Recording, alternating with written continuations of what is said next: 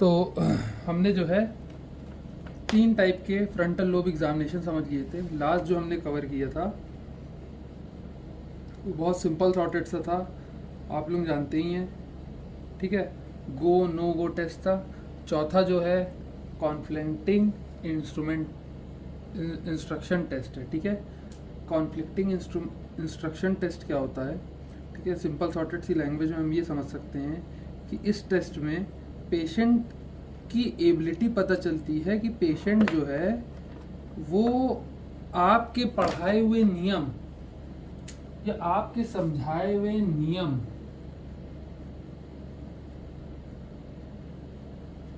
Rule पहले वो follow करेगा कोई, डिस्पाइट उसके सेंसरी में क्या फील हो रहा है, ठीक है। तो ये हमारा चौथा टाइप का कॉन्फ्लिक्टिंग इंस्ट्रक्शन टेस्ट का पहला पॉइंट ये है कि पेशेंट जो है रूल फॉलो क्या करेगा डिस्पाइट उसको सेंसरी सेंसेशन कैसी हो रही है, ठीक है। जैसी सेंसरी सेंसेशन हो पेशेंट को एक ही रूल फॉलो करना पड़ेगा, ठीक है।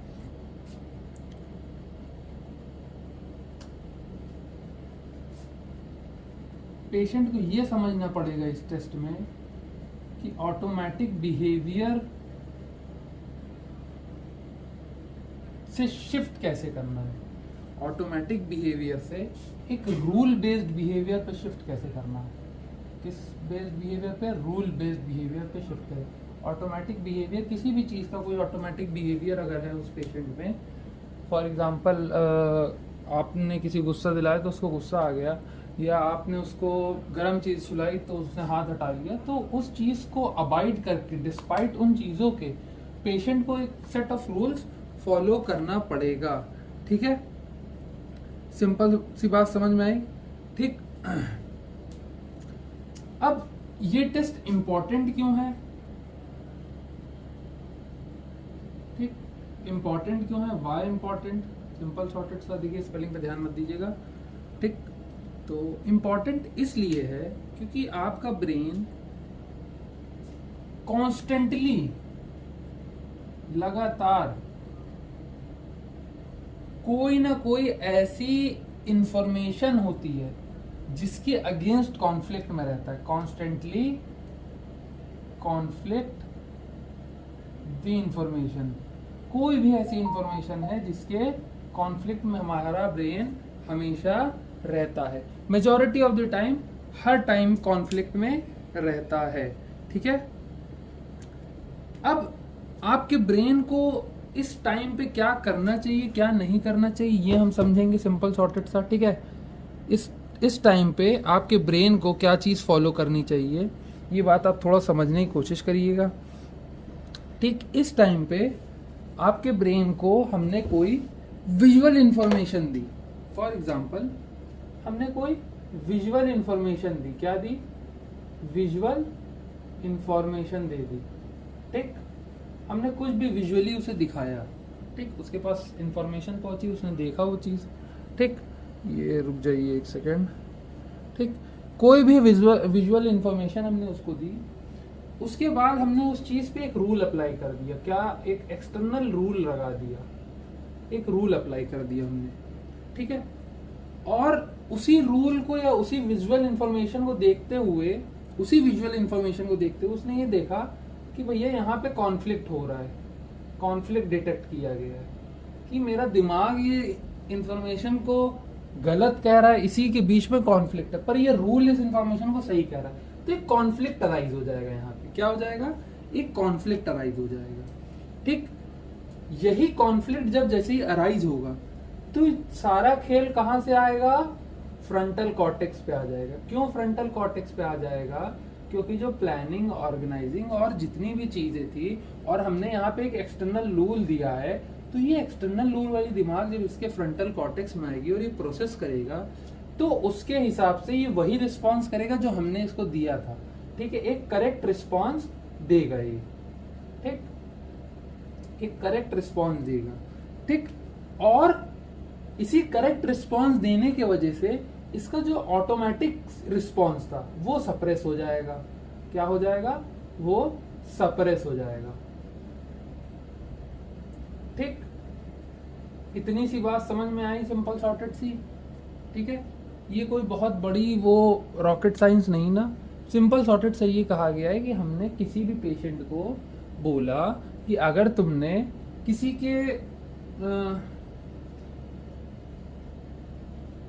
के जैसे फॉर एग्जांपल आपने किसी की सर्जरी देखी, तो आपका दिमाग या वो पेशेंट का नॉर्मल रिस्पॉन्स क्या होगा? उसको थोड़ा सा वो लगेगा, डर लगेगा, उसको थोड़ा सा उलझन होगी, या उसको हो सकता है उस चीज से घिन आए खून देख के या गोश्त देख के। ठीक है, तो आपने एक एक्सटर्नल रूल अप्लाई कर दिया। आपने कहा कि ये रूल के हिसाब से जैसे ही तुम अभी कभी भी सर्जरी देखोगे या ऐसा कुछ देखोगे, तो तुमको घबराना नहीं है, उल्टी नहीं करना, मुंह नहीं बनाना है। ठीक है, तो आपके ब्रेन ने जरूर वो दिक्कत पकड़ी, कॉन्फ्लिक्ट जरूर वो डिटेक्ट किया कि भैया हाँ, यहाँ पे मैं ऐसा ऑटोमेटिक रिस्पॉन्स करता था, पर उसके बावजूद भी आपके फ्रंटल कॉर्टेक्स में मैंने जो एक्सटर्नल रूल डाल दिया था, वो आपके फ्रंटल कॉर्टेक्स का हाल बताएगा कि आप सही से एक एक्सटर्नल रूल फॉलो कर पा रहे हैं कि नहीं। ठीक है, सिंपल सॉर्टेड सी बात समझ में आ गई। ठीक, इतनी क्लियर कट सी बात है। इसमें ऑटोमेटिक रिस्पॉन्स सप्रेस हो जाएगा, और कोई भी एक्सटर्नल रूल बता के हम अपने टाइप ऑफ रिस्पॉन्स अगर किसी पेशेंट से निकलवाते हैं, तो उसी को क्या कहा गया? Conflicting instruction test. ठीक है, अब इसकी थोड़ी सी न्यूरो एनाटॉमी समझते हैं। न्यूरो एनाटॉमी ये है इसकी कि ये कौन कौन से पार्ट में ये जो प्रोसेस होता है एक्सटर्नल रूल डालने वाला और सप्रेस करने वाला ऑटोमेटिक रिस्पॉन्स को, ये प्लेस होता है। ठीक है, सबसे पहला जो हमारे पास पार्ट है वो है डॉर्सोलेटरल प्रीफ्रंटल कॉर्टेक्स। कौन सा पार्ट है? Dorsolateral prefrontal cortex. ठीक है, ये सबसे इंपॉर्टेंट पार्ट होता है जो रूल मेंटेन करने में मदद करेगा, वर्किंग मेमोरी में मदद करेगा। ये क्या काम करेगा? रूल मेंटेनिंग में मदद करेगा, ताकि वो रूल एक पेशेंट के दिमाग में या बंदे के दिमाग में बैठा रहे। ठीक है, इतनी सी बात समझ में आई। दूसरा कौन सा ब्रेन का पार्ट है जो इसमें इन्वॉल्व होगा? दूसरे पार्ट का नाम है एंटीरियर सिंगुलेट। ठीक है, simple sort, anterior cingulate cortex. ठीक, इतनी सी बात समझ में आ गई। ठीक, ACC, anterior cingulate cortex. Anterior cingulate cortex क्या करेगा? यही डिटेक्ट कर रहा है कि क्या कॉन्फ्लिक्ट हुआ है। कॉन्फ्लिक्ट डिटेक्शन का काम इसका हो जाएगा। ठीक है, इतनी सी बात समझ में आ गई। Second part of the brain में क्या पार्ट, मतलब फ्रंटल कॉर्टेक्स में क्या चल रहा है। ठीक है, न्यूरो एनाटॉमी समझना इसलिए जरूरी है। ठीक, ऑर्बिटोफ्रंटल कॉर्टेक्स की बात करें अगर, तीसरा पार्ट जो इन्वॉल्व होता है वो होता है हमारे पास ऑर्बिटोफ्रंटल कॉर्टेक्स। तो ऑर्बिटोफ्रंटल कॉर्टेक्स क्या करेगा? एक बात ये समझिएगा, ऑर्बिटोफ्रंटल कॉर्टेक्स कोई भी ऑटोमेटिक रिस्पॉन्स जो क्रिएट हो रहा है उसी को इनहिबिट करता है। Inhibiting automatic response, auto R लिख दिया मैंने, मतलब ऑटोमेटिक रिस्पॉन्स। ठीक है, ऑर्बिटोफ्रंटल कॉर्टेक्स ये काम करेगा। अब सबसे इंपॉर्टेंट काम जो हमारा रिस्पॉन्स डिसाइड करेगा कि करेक्ट रिस्पॉन्स दे रहा है कि नहीं, वो कौन होता है? वो होता है बेसल गैंग्लिया। बेसल गैंग्लिया ही डिसाइड करेगा कि जो रिस्पॉन्स हमने सेलेक्ट किया है, मतलब जो रूल हमने अप्लाई किया है, वैसा एक्शन दे रहा है कि नहीं। ठीक है, तो बेसल गैंग्लिया का काम यही हो जाएगा कि ये चूज करेगा कि कौन सा सिलेक्शन करें या ना करें। ठीक है, इतनी सिंपल सॉर्टेड सी बात ये समझ में आई कि नहीं आई?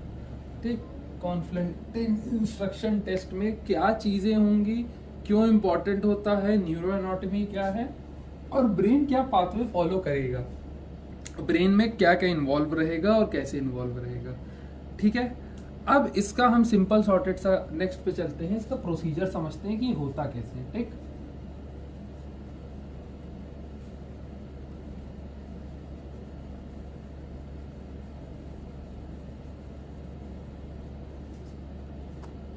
अगर इसके प्रोसीजर की बात करें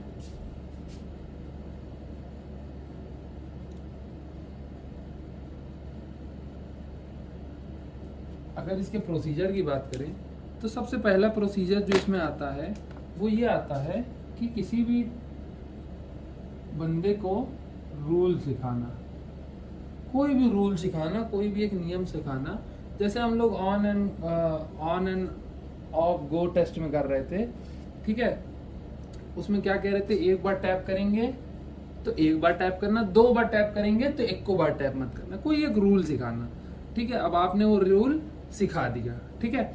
अब पेशेंट ने अब आपने टेस्ट करना शुरू किया, ठीक है। आपने जब टेस्ट किया तो आपको ये पता चला कि पेशेंट जो है वो रूल याद रख रहा है, सब कुछ ठीक कर रहा है, ठीक है। देखिए एक एक चीज इवेल्युएट करनी पड़ेगी इसमें कि क्या चीज पेशेंट भूल रहा है। अगर रूल भूल रहा है तो मेमोरी का मसला है, अगर सुन ही नहीं पा रहा है, समझ ही नहीं आ रहा उसको, अगर रूल समझ में नहीं आ रहा तो अंडरस्टैंडिंग का मसला है, ठीक है। अगर कुछ चीजें ऐसी नहीं कर रहा तो वो अलग मसला है। अगर उसका ऑटो रिस्पॉन्स चालू हुआ जा रहा है, अपने आप वो टैप करे दे रहा है, ठीक है, एक रूल सुन के दूसरे रूल पे भी वो टैप करे दे रहा है पट पट, तब भी उसमें मसला है। तो हमको एक एक चीज समझनी पड़ेगी इसमें, ठीक है। पहला तो प्रोसीजर यही है कि आप उसको कोई भी एक रूल सिखाएंगे। एक नॉर्मल से एग्जांपल हम ले लेते हैं जो हमने पिछली वाली क्लास में कवर किया है। वो रूल ये कवर किया था हमने कि अगर मैं एक बार टैप करूं तो मुझे टैप करना, और अगर मैं 2 बार टैप करूं तो मुझे टैप मत करना, ठीक। 2 नियम कानून समझ में आ गए, ये 2 रूल आपने उसको पढ़ा दिया, ठीक। अब पेशेंट पे आपने टेस्ट किया, ये रूल पेशेंट की टेस्टिंग करी, यही सेम रूल, कोई बहुत बड़ा वो नहीं ना, ठीक है, कोई बहुत बड़ा वो नहीं ना इसमें, ठीक। अब आपने ये समझा कि हर एक बार जब भी आप ट्राई कर रहे हैं तो पेशेंट में क्या क्या चीजें पेशेंट को ध्यान में रखनी है। पेशेंट को पहले तो ये समझना है कि कितने टैप हुए, ठीक, टैप कितने हो रहे हैं, रूल रिमेम्बर रखना है, रूल याद रखना है। तीसरा काम क्या करना है, सप्रेस करना है अपने इनहिबिशन को, जो इनहिबिटिंग रिस्पॉन्स हो रहा है 1 टैप वाला, उसको 2 टैप वाले में सप्रेस रखना है, ठीक है। और इसी का अपोजिट रिस्पॉन्स उठाना है। क्या उठाना है, एक तरह से अपोजिट रिस्पॉन्स उठाना है, ठीक। भैया एक में करना है, एक में 2 में नहीं करना है, अपोजिट उठाना है, ठीक है। और उसको सही तरीके से एग्जीक्यूट करना है। क्या करना है, एग्जीक्यूट करना है। तो टोटल प्रोसीजर टेस्टिंग में यही देखा गया है कि पेशेंट में जब भी ये टेस्ट करा जाएगा तो पेशेंट का ब्रेन एक कॉन्फ्लिक्टिंग सिचुएशन में आ जाएगा, जहां उसको अपने इनहिबिशन को या ऑटो रिस्पॉन्स को या ऑटोमेटिक रिस्पॉन्स को बंद करके एक अपोजिट रिस्पॉन्स बनाना पड़ेगा और उसको करेक्ट वे में एग्जीक्यूट करना पड़ेगा। इतनी सी बात क्लियर कट सी समझ में आ गई। इस टेस्ट में बस यही समझाया गया है कि जो अच्छे से पेशेंट सप्रेस कर सकता है अपना इनहिबिशन या ऑटोमेटिक रिस्पॉन्स और सही से अपोजिट रिस्पॉन्स निकाल सकता है, वो ये टेस्ट पास कर जाएगा। फेल कौन कौन ये टेस्ट करेगा, उनकी भी कंडीशन जान लेते हैं हम, ठीक।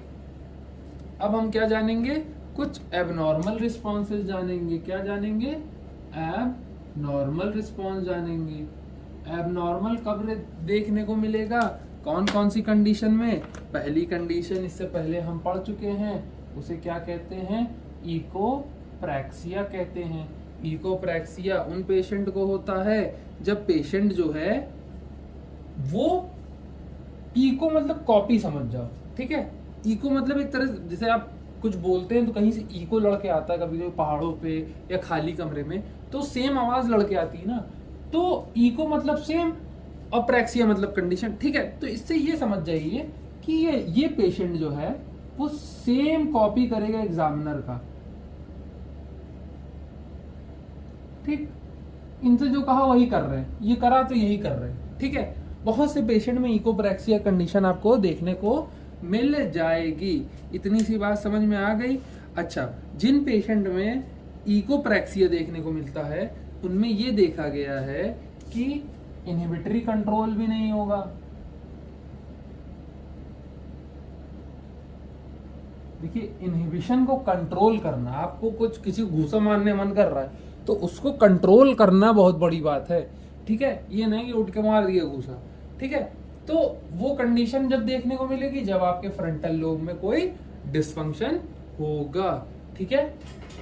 सेकंड कंडीशन क्या हो सकती है पेशेंट में, भैया रूल जो है भूल गए हैं, रूल हमने बताया और भूल गए हैं, ठीक है। इस पेशेंट में क्या देखने को मिलेगा कि इस पेशेंट में अक्सर करके डॉर्सोलेटरल प्रीफ्रंटल कॉर्टेक्स में डिसफंक्शन हो जाएगा, ठीक है।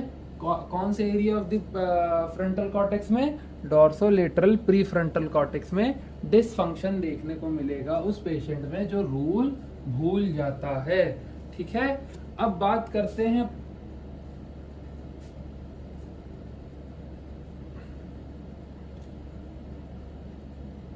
ठीक, सिंपल शॉर्टेड सी बात यह है कि परजर्वेशन जो होता है, ये परजर्वेशन जो होता है, टर्म परजर्वेशन जो होता है, इसमें पेशेंट जो है ये सेम रिस्पांस देने लगता है, चाहे पेशेंट एग्जामिनर एक टैप करे, चाहे 2 टैप करे, चाहे 3 टैप करे, ठीक है। उसको टैप से मतलब नहीं ना, वो सेम टू सेम रिस्पांस देने लगातार लगता है। तो इन पेशेंट में ये देखा गया है कि इनमें फेल्ड कॉग्निटिव शिफ्ट होती है, मतलब फेल्ड हो जाती है, कॉग्निशन शिफ्ट होना फेल्ड हो जाता है, ठीक है। और ये भी एक तरह की कंडीशन है जो आपको डॉर्सोलेटरल प्रीफ्रंटल कॉर्टेक्स में देखने को मिलेगी, ठीक है। कौन सी कंडीशन, परसिवेरेशन, ठीक है। अब चौथे की बात करें तो चौथा क्या रहेगा, डिलेड रिस्पांस।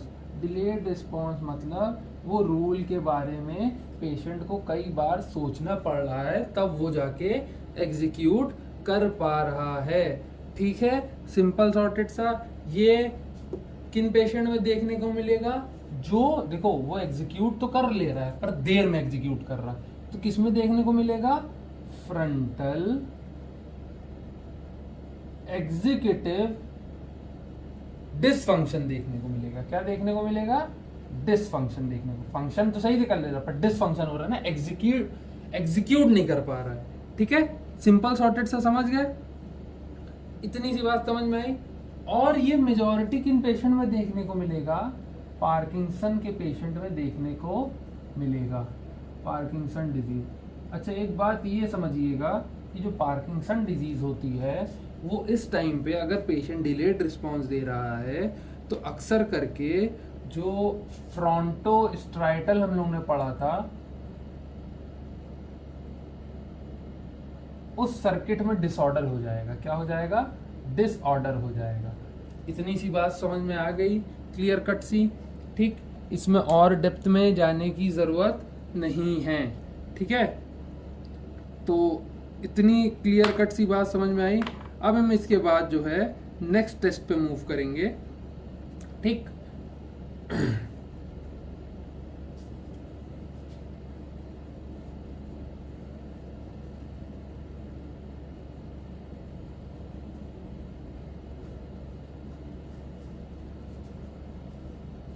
नेक्स्ट टेस्ट जो है वो है मोटर इम्परसिस्टेंसी, ठीक है। कौन सा है, 5th टाइप का जो टेस्ट है वो हमको जो देखने को मिलेगा वो कौन सा है,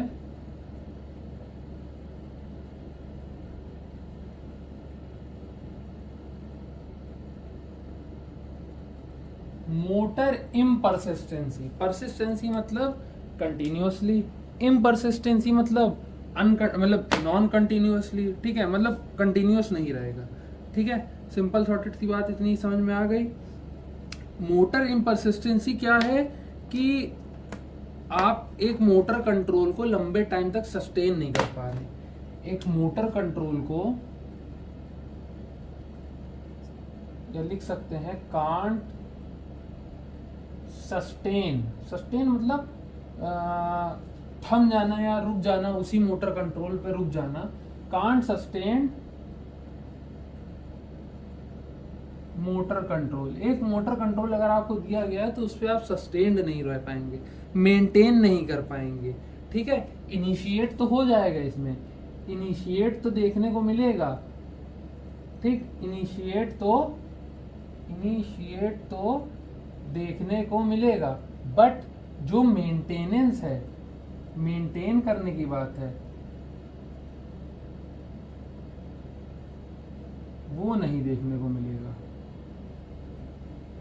इतनी सी बात समझ में आई कि सस्टेन्ड तो हो जाएगा मोटर कंट्रोल, पर मेंटेन नहीं हो पाएगा। इसी को क्या कहा गया है? मोटर इम्परसिस्टेंसी कहा गया है, ठीक है।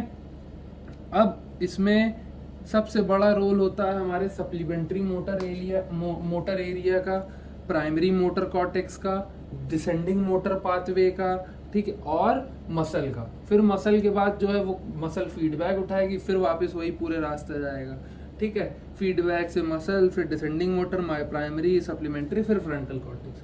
तो इनके पूरे न्यूरोफिजियोलॉजी में, मतलब मोटर इम्परसिस्टेंसी में अगर हम बात करें, which of the parts that are involved, जिसे हम क्या कहेंगे? न्यूरोफिजियोलॉजी कहेंगे। न्यूरोफिजियोलॉजी अगर इनकी समझा जाए तो ये देखा जाएगा कि फ्रंटल कॉर्टेक्स से हमारा कोई भी एक रिस्पॉन्स निकला, फ्रंटल कॉर्टेक्स के बाद ये सेकंड जाएगा सप्लीमेंट्री मोटर एरिया में, सप्लीमेंट्री मोटर एरिया में। उसके बाद ये कहाँ जाएगा? प्राइमरी मोटर कॉर्टेक्स में।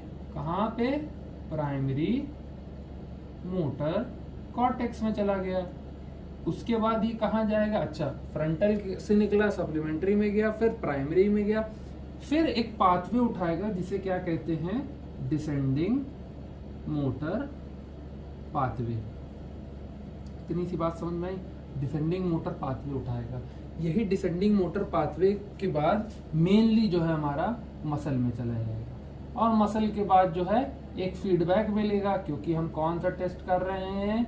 अभी तक हम टैप और on and off go test कर रहे हैं, ठीक है। तो उसी टेस्ट के बेस पे जब तक मसल को फीडबैक नहीं मिलेगा तो मसल जो है वो क्या करेगी? वैसा रिस्पॉन्स करेगी। अब इनके रास्ते में किसी एक में भी दिक्कत आने पर जो है वो मसला हो सकता है, ठीक है। अब हमने ये समझा दिया कि फ्रंटल कॉर्टेक्स इन्वॉल्व है। अब फ्रंटल कॉर्टेक्स में क्या क्या इन्वॉल्व है ये समझ लीजिए। फ्रंटल कॉर्टेक्स में हमारा मीडियल फ्रंटल कॉर्टेक्स इन्वॉल्व है, पहला। दूसरा क्या इन्वॉल्व है? डॉर्सोलेटरल फ्रंटल कॉर्टेक्स इन्वॉल्व है, प्री फ्रंटल कॉर्टेक्स, ठीक। Dorsolateral pre frontal cortex involve है, PFC होता है, प्री फ्रंटल कॉर्टेक्स, ठीक है। हाँ, मीडियल फ्रंटल कॉर्टेक्स इन्वॉल्व है, dorsolateral pre frontal cortex involve है, और कौन सा इन्वॉल्व है? सप्लीमेंट्री मोटर एरिया इन्वॉल्व है, ठीक है। और जो डिसेंडिंग मोटर पाथवे और ये सब है, ये कहाँ पे आता है? ये एंटीरियर किंगुलेट कॉर्टेक्स में आता है। इतनी सी बात समझ में आई कि नहीं आई? ठीक है, ठीक। इतनी सिंपल सॉर्टेड सी बात है कि ये पेशेंट में जो है इनिशिएशन देखने को मिलेगा, पर ये कोई भी मोटर कंट्रोल को लंबे टाइम तक सस्टेन नहीं कर पाएगा। सिंपल सॉर्टेड सी बात समझ में आ गई, ठीक।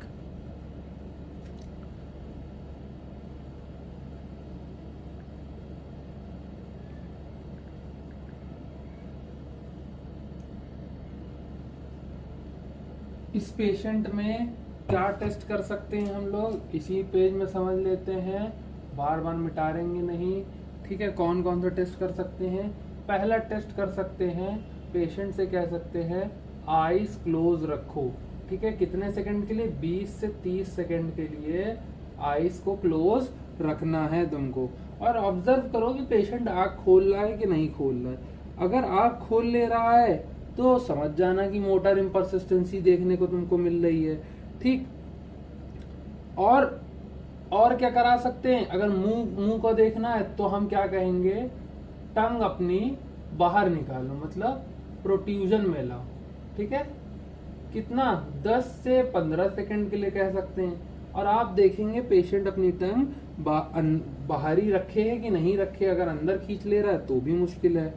और क्या कह सकते हैं, आर्म को एलिवेट करके रखो, ठीक है, एलिवेट करो 20 से 30 सेकंड, कितने सेकंड एलिवेट करके रख सकते हो, ठीक। और क्या देख सकते हैं, अगर आँख का देखना है तो पेशेंट से कहेंगे कि ऊपर देख के घूरो, अपवर्ड गेज करो, गेज मतलब होता है घूरना, अपवर्ड मतलब ऊपर, तो ऊपर देख के घूरो, तो उससे क्या पता चल जाएगा आपको कि आँख जो है वो ठीक है कि नहीं, आँख पे मोटर कंट्रोल ठीक है कि नहीं।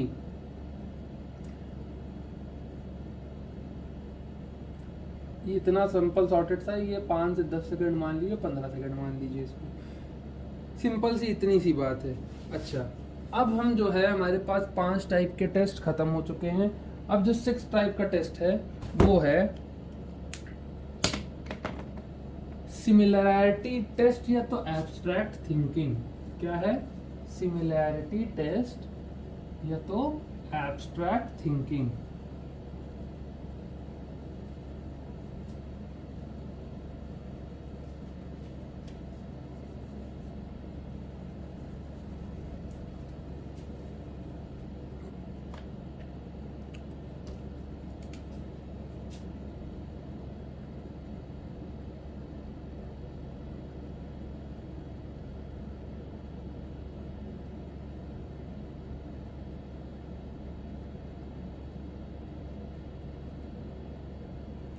इतनी सी बात समझ में आ गई। सिमिलैरिटी टेस्ट या एब्स्ट्रैक्ट थिंकिंग क्या होता है, इसमें पेशेंट आइडेंटिफाई करता है दो चीजों के बीच का रिलेशन, कॉमन कॉन्सेप्ट हो गया या रिलेशन हो गया, कॉमन कॉन्सेप्ट या रिलेशन को आइडेंटिफाई करने को टेस्ट को सिमिलैरिटी टेस्ट कहेंगे, ठीक है। ये एक तरह का एब्स्ट्रैक्ट थिंकिंग में आता है, ठीक। फॉर एग्जाम्पल, इन पेशेंट को अगर आप कहेंगे कि आप जो है वो, आप नॉर्मली उनसे कहिए कि dog, cat, elephant, dolphin, crocodile, तो पेशेंट के दिमाग में अपने आप ये सिमिलैरिटी आनी चाहिए कि ये सारे एनिमल्स की बात कर रहा है, ठीक है। तो इसी को क्या कहा गया है, सिमिलैरिटी टेस्ट कहा गया है, ठीक।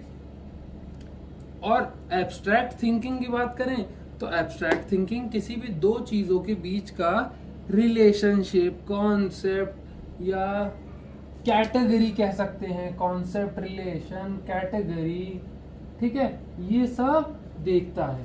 तो ये एब्स्ट्रैक्ट थिंकिंग का काम होता है कि इन सब के बीच में एक रिलेशन क्रिएट करे कि ब्लैक पेन और ब्लू पेन में फर्क क्या है या इन दोनों में सेम क्या है। सिमिलैरिटी और डिफरेंस क्रिएट करने को एब्स्ट्रैक्ट थिंकिंग कहा जाता है, ठीक है। अब कुछ लोग कंफ्यूज करते हैं एब्स्ट्रैक्ट थिंकिंग को कॉन्क्रीट थिंकिंग के वजह से। कैसे, एब्स्ट्रैक्ट थिंकिंग जो होती है वो एक चीज पे नहीं चलती, वो कॉन्सेप्ट पे, रिलेशन पे, कैटेगरी पे, सिंबलिज्म पे, बहुत सी चीज पे चलती है, ठीक है, सिंबल पे, और मतलब काफी चीजें उसमें इंक्लूड होती है। पर कॉन्क्रीट थिंकिंग क्या होती है, अगर हम इसी के कोरिलेशन में कॉन्क्रीट थिंकिंग की बात करें तो कॉन्क्रीट थिंकिंग में ये होगा कि पेशेंट क्या कहेगा, आपने 10 फ्रूट के नाम बताया, उसको हो सकता है उस कैटेगरी में, उस चीज में वो सीधा या तो ये कह देगा ये सारे फ्रूट्स हैं, ठीक है, या तो ये सीधा कह दे। अब आपने पूछा एप्पल और ऑरेंज में क्या मतलब सिमिलैरिटी, वो क्या कहेगा, राउंड है, क्या कह देगा, राउंड है, ठीक।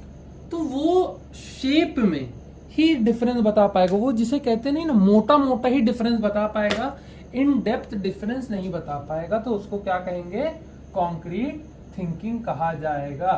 सिंपल सॉर्टेड सी बात समझ में आ गई एब्स्ट्रैक्ट थिंकिंग और कॉन्क्रीट थिंकिंग में, ठीक है।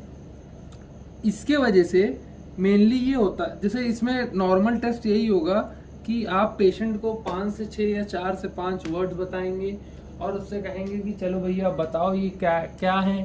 तो वो अगर खुद ही कहता है एनिमल है तो ठीक है, खुद ही कहेगा कि वो लैंड पर रहने वाले एनिमल हैं, जितना डिफाइन करेगा उतना अच्छा रहेगा, ठीक है। पर अक्सर करके इन पेशेंट में कुछ एबनॉर्मल रिस्पॉन्स भी देखे गए हैं, जिनको क्या कहा गया है। देखिए सिंपल टेस्ट मैंने बता दिया कि इसमें वर्ड्स आपको जो है उनके बीच में रिलेशन, कॉन्सेप्ट, कैटेगरी या सिंबलिज्म देखने को मिलेगा।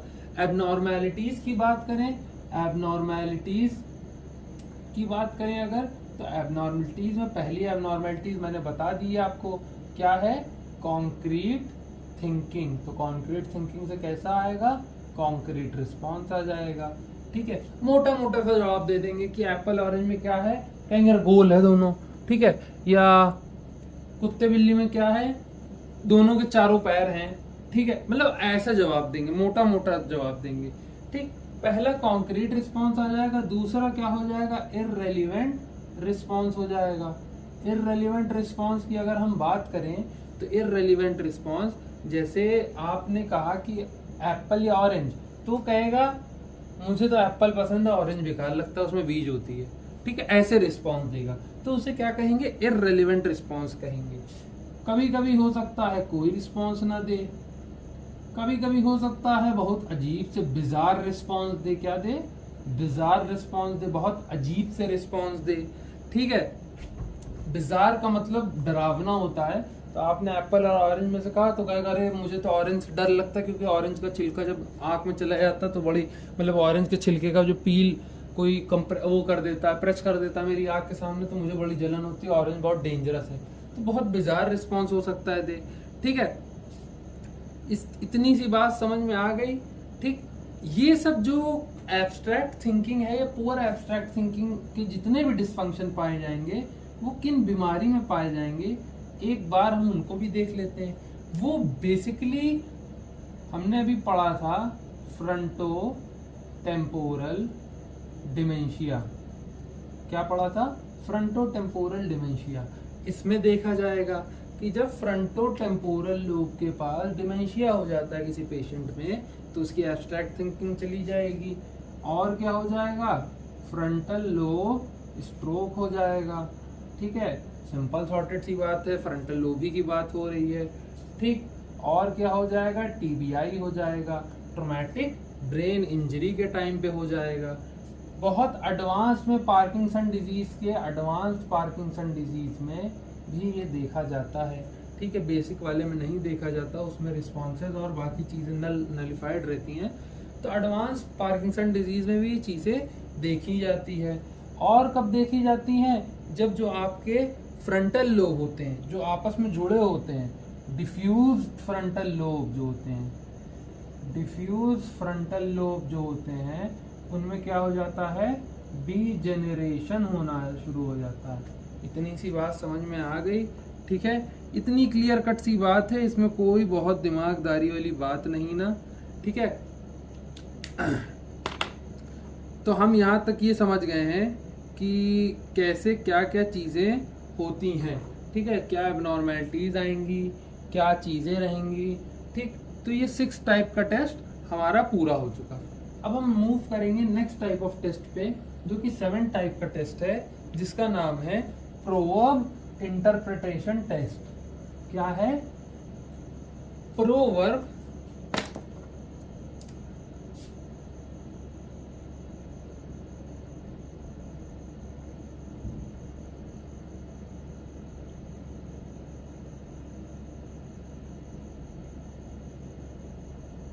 क्या है, proverb interpretation test. Proverb interpretation test क्या होता है, ये टेस्ट किसी भी पेशेंट के जो मीनिंग है या जो लिटरल मीनिंग है उनके बारे में वो सही बता पा रहा है कि नहीं, उसका टेस्ट होता है, ठीक है। इसको एक तरह से कह सकते हैं ऐसे कि आपने कोई सेंटेंस बोला, आपने कोई सेंटेंस बोला कि आपने क्या बोला, आपने बोला भैंस के आगे बीन बजाना। आपने एक सेंटेंस बोला भैंस के आगे बीन बजाना, ठीक है। पर उसकी एक हिडन मीनिंग है कि नहीं है, उसकी एक हिडन मीनिंग है कि नहीं। अच्छा, तीनों वर्ड नॉर्मल है, भैंस के आगे बीन बजाना कोई बड़ी बात नहीं है, बीन लेके खड़े हो जाए भैंस के आगे बजाइए, ठीक है, बट उसकी एक हिडन मीनिंग ये है कि भैंस को समझ भी नहीं आएगा क्यों बजा रहा है ये बीन, ठीक है, सांप को समझ में आएगा बीन बीन बजाओगे तो, भैंस को नहीं समझ में आएगा ना। तो इसी को कहते हैं प्रोवर्ब इंटरप्रिटेशन, कि आपको ये समझना पड़ेगा कि कोई पर्सन किसी चीज का एब्स्ट्रैक्ट और सिंबॉलिक मीनिंग जान पा रहा है कि नहीं।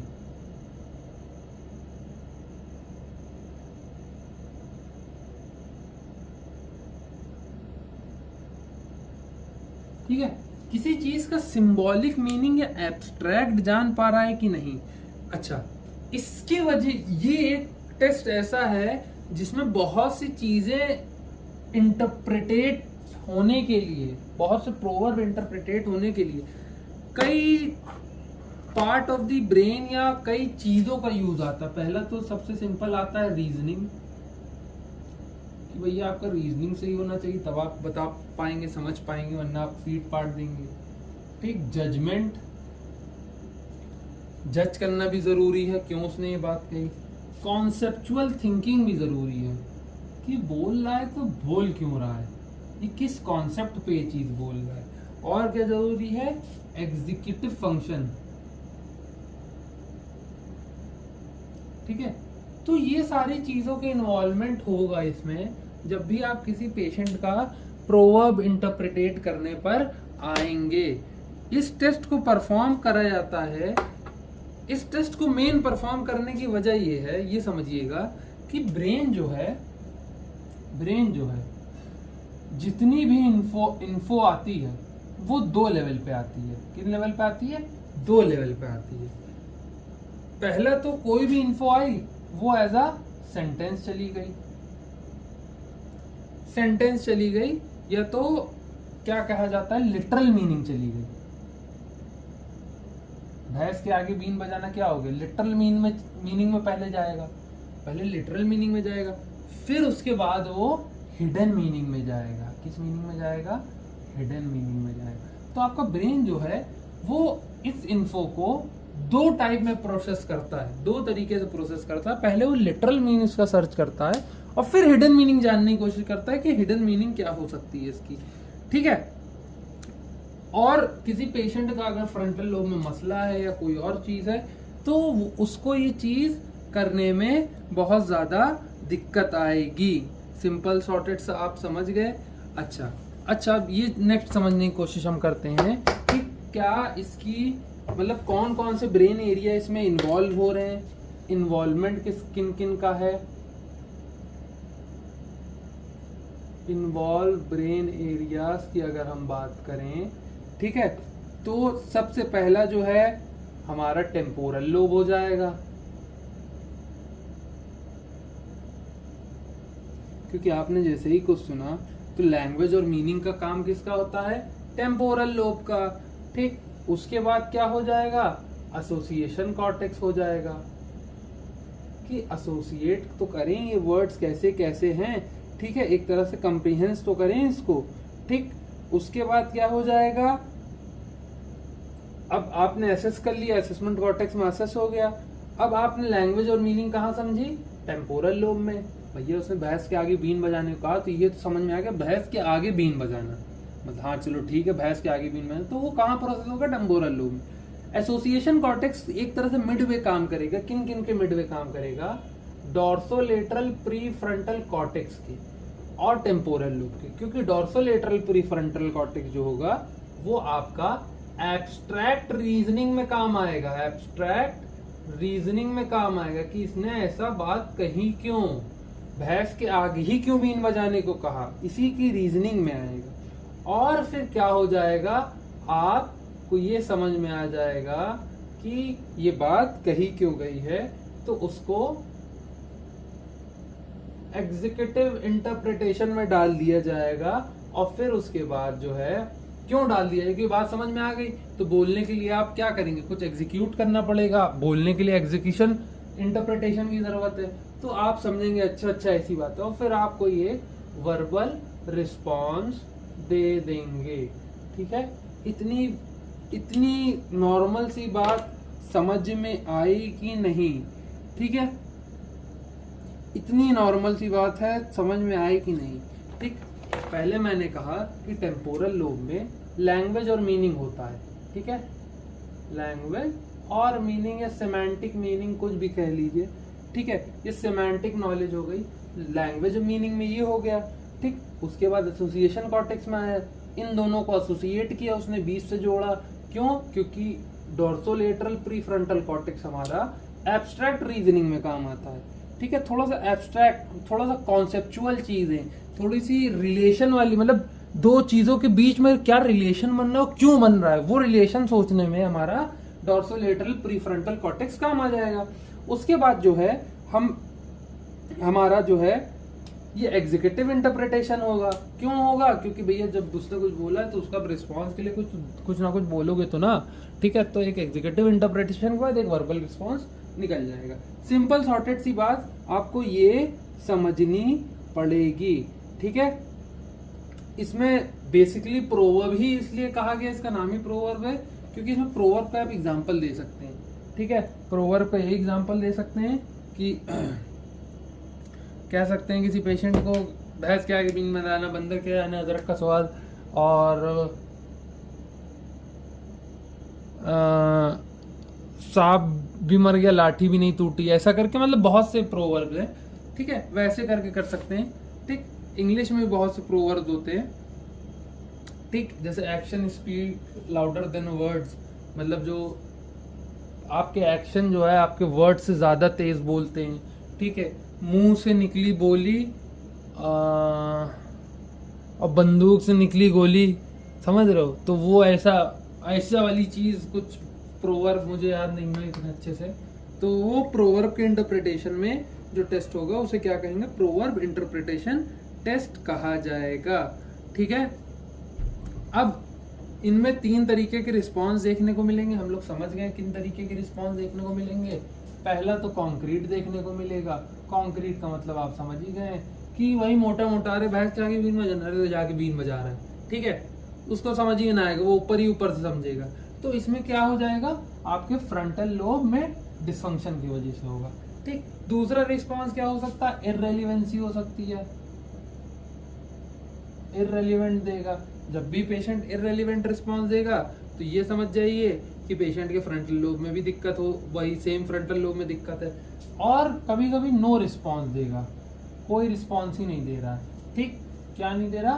कोई रिस्पॉन्स ही नहीं दे रहा है। तो ये उन पेशेंट में दिक्कत है, या तो पेशेंट को डिमेंशिया है या तो लैंग्वेज इम्पेयरमेंट। अभी हम लोग ने पिछले बहुत पहले वाली क्लास में लैंग्वेज और स्पीच कवर किया, तो उससे आप देख लेंगे तो आपको समझ में आ जाएगा, या उसको लैंग्वेज इम्पेयरमेंट है।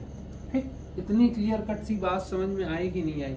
ठीक है, तो इसमें ज़्यादा और घुसने की ज़रूरत नहीं ना, यहाँ तक हम लोग ने ख़त्म कर लिया है।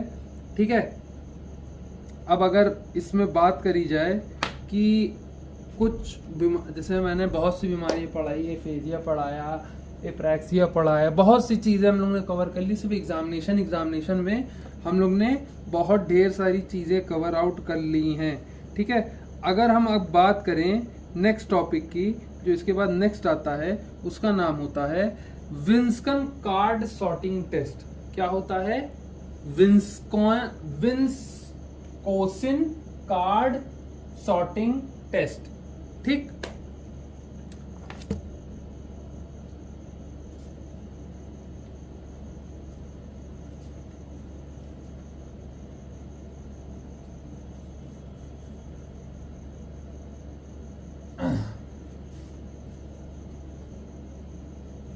फ्रंटल लोब की थोड़ी सी वीडियो हो सकता है बड़ी हो गई हो, तो उसके लिए सॉरी। बाकी ऐसा कुछ खास मैं कर नहीं सकता आप लोगों के लिए। 1 मिनट रुकिए।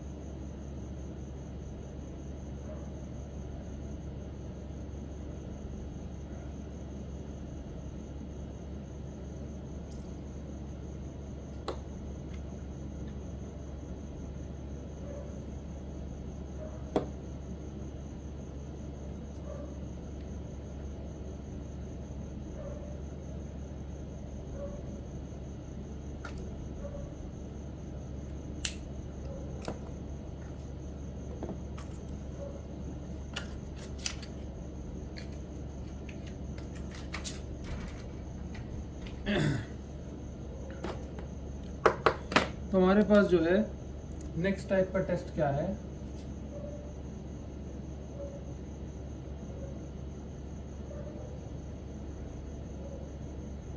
कार्ड सॉर्टिंग टेस्ट है। ठीक है, क्या है दिस क्वेश्चन, कार्ड, अब मजा आ रहा है चलाने में, ये बेहतरीन चल रहा है।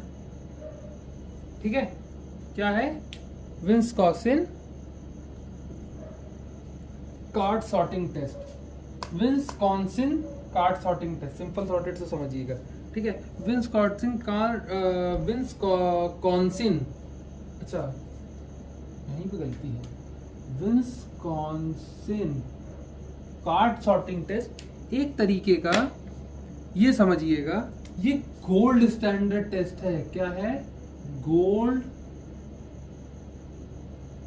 स्टैंडर्ड टेस्ट है। किन का गोल्ड स्टैंडर्ड टेस्ट है, neuropsychological, gold standard neuropsychological test है। क्या है, न्यूरोसाइकोलॉजिकल टेस्ट। ठीक है, इसके गोल्ड स्टैंडर्ड होने की मेन वजह ये है क्योंकि ये एग्जीक्यूटिव फंक्शन, खास तौर से कॉग्निटिव फ्लेक्सिबिलिटी को, और कॉग्निटिव फ्लेक्सिबिलिटी के साथ साथ हमारा जो सेट शिफ्टिंग होता है, क्या होता है, सेट शिफ्टिंग होता है, वो टेस्ट करता है। ठीक है, ये गोल्ड स्टैंडर्ड न्यूरोसाइकोलॉजिकल टेस्ट है जो कि एग्जीक्यूटिव फंक्शन के कॉग्निटिव फ्लेक्सिबिलिटी और सेट शिफ्टिंग को टेस्ट करेगा। ठीक है, ये समझेगा, ये टेस्ट, ये ध्यान में रखिएगा, ये टेस्ट इतना खास, मतलब गोल्ड स्टैंडर्ड क्यों कहा गया है, ये समझेगा कि जो ब्रेन है हमारा, how brain learns from feedback, feedback से कैसे सीख रहा है, पहली चीज। और जब बिहेवियर और रूल चेंज किया जा रहा है तब कैसे सीख रहा है। ठीक है, how the brain learns from feedback, comma, rule change and behaviour. या तो कह सकते हैं कि हमारा ब्रेन क्या सीख रहा है उन फीडबैक से जब रूल चेंज होता है, feedback and changes behaviour when rule is changed. जब रूल बदला जा रहा है तो हमारा ब्रेन उस फीडबैक से ऐसा क्या प्रोड्यूस कर रहा है जिसके वजह से जो रूल है, मतलब जब रूल बदल रहा है तो फीडबैक और बिहेवियर कैसे बदला जा रहा है। ठीक है, क्लियर कट से इतनी सी बात समझ में आई। ठीक, ये टेस्ट डेवलप करने की वजह ही यही है क्योंकि हम लोग को पता है कि हम लोग की लाइफ बहुत अनप्रेडिक्टेबल है। ठीक है, अब अनप्रिडिक्टेबिलिटी है तो उसी अनप्रिडिक्टेबिलिटी की वजह से रोज नए रूल चेंज होते हैं, रोज चीजें चेंज होती हैं। एक रास्ते पे गए तो वो बंद मिला तो अब दूसरे रास्ते पे जाना है, तो ब्रेन कैसे उन चीजों के फीडबैक लेके अपने बिहेवियर को चेंज कर रहा है जब कोई भी नियम कानून या कोई भी सिचुएशन चेंज हो जा रही है। ठीक है,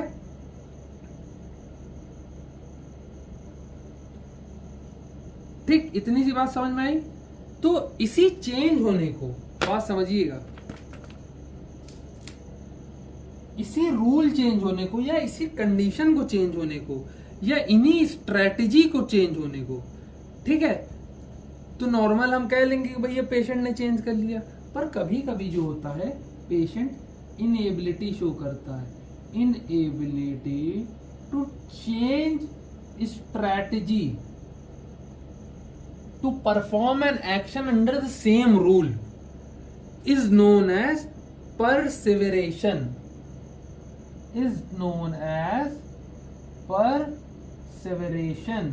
ठीक है, सिंपल शॉर्टेड सी बात समझ में आई कि जब भी कोई पेशेंट या कोई इंसान अपने आप को रूल के हिसाब से नहीं चेंज कर रहा है, तो उसी को कहा गया है परसेवरेशन। ठीक है, या ये भी कह सकते हैं कि हम सेट शिफ्टिंग की बात कर रहे थे, तो impaired set shifting. Simple sorted सी बात ही है। ठीक है, मार्कर बहुत अच्छा चल रहा है, तो इम्पेयर्ड सेट शिफ्टिंग देखने को मिलेगा।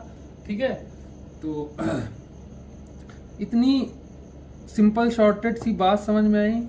ठीक, सेट शिफ्टिंग क्या होता है, इनएबिलिटी टू सेट शिफ्टिंग क्या होता है। सेट शिफ्टिंग एक एबिलिटी होती है जिसमें आप जो है कोई भी पेशेंट, कोई भी बंदा एक ओल्ड रूल को भूल के शिफ्ट होता है। इसकी बात हो रही सेट शिफ्टिंग, ओल्ड रूल को शिफ्ट करता है भूल के न्यू रूल पे। ठीक है, इतनी सी बात समझ में आई। किसी भी ओल्ड रूल को भूल के न्यू रूल पे शिफ्ट करने को सेट शिफ्टिंग कहते हैं। ठीक, ये नॉर्मल सी चीजें थी जो हम लोग को समझ में आ गई। ठीक है, अब इसको टेस्ट करने का तरीका क्या है। अच्छा, इसकी न्यूरोफिजियोलॉजी क्या है। सेम वही न्यूरोफिजियोलॉजी है, एक विजुअल इनपुट मिलेगा, ऑसिपिटल कॉर्टेक्स। अच्छा, विजुअल हमेशा ऑसिपिटल में जाता है और हेयरिंग हमेशा टेम्पोरल में जाती है। ठीक है, ये बात हमेशा ध्यान क्या रखिएगा। आपको इतना तो पता ही होना चाहिए ना कि ऑक्यूलोमोटर कौन संभाल रहा है और हेयरिंग वाला कौन संभाल, तो इतना तो क्लियर कट दिमाग रखिए। ठीक, उसमें कोई समझाने वाली बात नहीं ना। ठीक, या समझने वाली बात नहीं ना कि प्रोसीजर अब समझते हैं। ठीक है, इतनी सी बात समझ में आ गई पूरे टेस्ट से। ठीक, अब हम जो है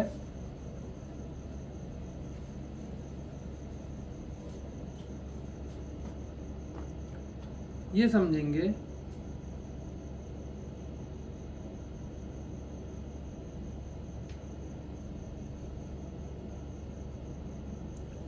कि किसी पेशेंट को आपने एक कलर, एक शेप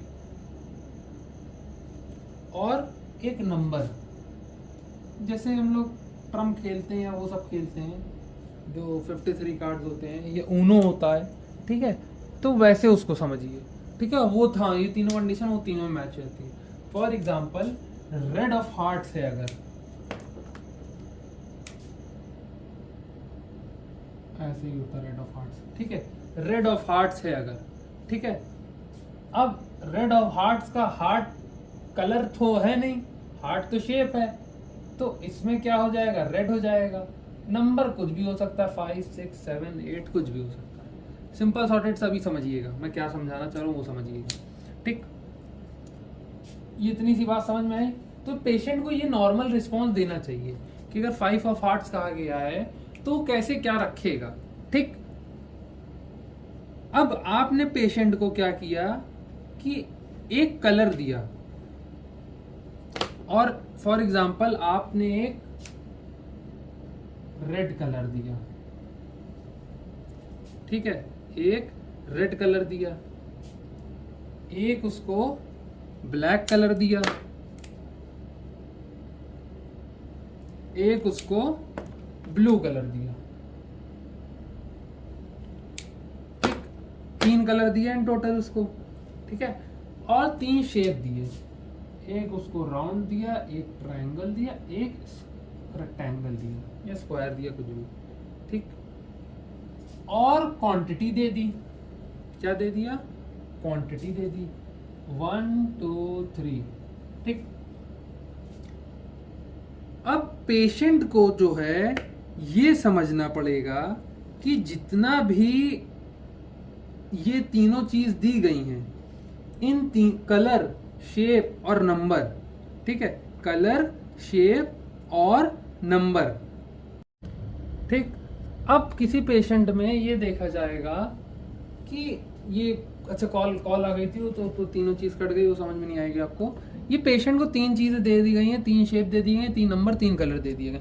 अब पेशेंट का ये है कि पेशेंट इसको कैसे सॉर्ट बाई करते हो सकता है कलर के हिसाब से सॉर्ट बाई कर दे, हो सकता है वो साइज के हिसाब से सॉर्ट बाई कर दे, हो सकता है वो साइड्स के इन्हीं के साइड रेक्टेंगल की 3 होती है, इसकी स्क्वायर में होती है, इसकी 0 होती है, ठीक है। तो इनके साइड्स के हिसाब से कर दे, हो सकता है वो कलर के हिसाब से कर दे। तो पेशेंट सॉर्ट कैसे कर रहा है, उन चीजों को समझ कैसे रहा है, या वो पेशेंट क्या करेगा, नॉर्मल सॉर्ट बाय कलर कर सकता है, सॉर्ट बाय शेप कर सकता है, सॉर्ट बाय नंबर कर सकता है, ठीक है।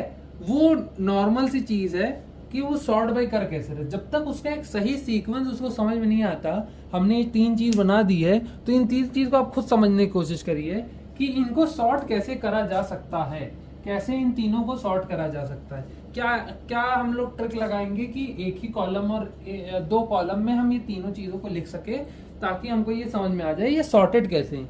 3 कलर हैं, 3 शेप है, 3 नंबर हैं, करा क्या जाए, ठीक है। या तो 3 नंबर डाल के एक में 3 कलर डाला जाए, तो एक तीनों को एक कलर दिया जाए या नंबर दिया जाए। तो कुल मिला के आपको ये चीज करने के लिए बार बार ट्राई करना पड़ेगा। क्या करना पड़ेगा, बार बार ट्राई करना पड़ेगा।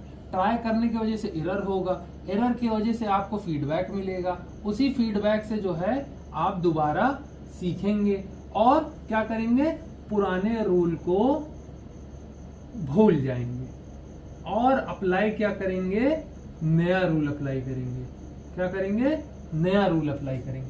अब जैसे ही आप नया रूल अप्लाई करेंगे तो हमको ये पता चल जाएगा कि आपका जो कार्ड सॉर्टिंग टेस्ट है वो आप पास कर गए हैं, ठीक है। सिंपल सॉर्टेड से इतनी सी बात समझ में आ गई। इसमें यही पता करना जाता है कि बार बार एरर करने के बाद भी पेशेंट पुराना रूल भूल पा रहा है कि नहीं भूल पा रहा, और सही तरीके से रिस्पॉन्स कर पा रहा है कि नहीं कर पा रहा, ठीक है। हो सकता है पेशेंट कलर से सॉर्ट करे तो आपको देख के लगे गलत है, तो भाई वो एबनॉर्मल रिस्पॉन्स में आ जाएगा। सिंपल सॉर्टेड सी बात यही कही है। जितने भी एबनॉर्मल रिस्पॉन्स आएंगे इन टाइप पे, ठीक है, उनको क्या कहा जाएगा, परसिविरेशन कहा जाएगा। ये हम पढ़ा चुके हैं। एरर की बात करा जाए अगर, किन टाइप के एरर आपको देखने को मिलेंगे, आपको क्या देखने को मिलेगा, सबसे पहला एरर परसिवेटिव एरर की बात कर लेते हैं। परसिवेटिव एरर, परसिवेटिव एरर, ठीक है। परसिवेटिव एरर की बात कर लेते हैं। परसिवेटिव एरर में पेशेंट क्या करेगा, जो पहले वाला रूल रहेगा वही को लगाता रहेगा, ओल्ड रूल ही अप्लाई करता रहेगा, ठीक है, चाहे उसका रिजल्ट आए ना आए। दूसरा क्या होगा, रैंडम एरर आ जाएगा। क्या आ जाएगा, रैंडम एरर आ जाएगा। रैंडम एरर जब आएगा तो पेशेंट जो है वो एक कांस्टेंट स्ट्रेटेजी लाकर, ये चीज मेरी खराब हो गई तो उसकी नेक्स्ट चीज पे चलूंगा तो रैंडमली मारेगा, तो इसी वजह से उसके रैंडम एरर आएंगे, ठीक है। और तीसरा क्या हो जाएगा, failure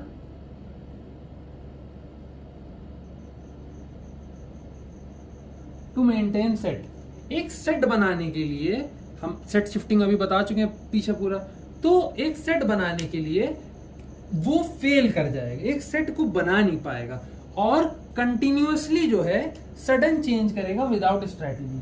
sudden change without strategy, ठीक है, तो उसको क्या कहेंगे, फेलियर टू मेंटेन। तो 3 टाइप के हमको इनमें एबनॉर्मैलिटीज इस टेस्ट में देखने को मिलेगी। इसको गोल्ड स्टैंडर्ड टेस्ट इसलिए कहा जाता है, ठीक है। पूरा मतलब मैंने स्टार्टिंग से लेके विस्कॉन्सिन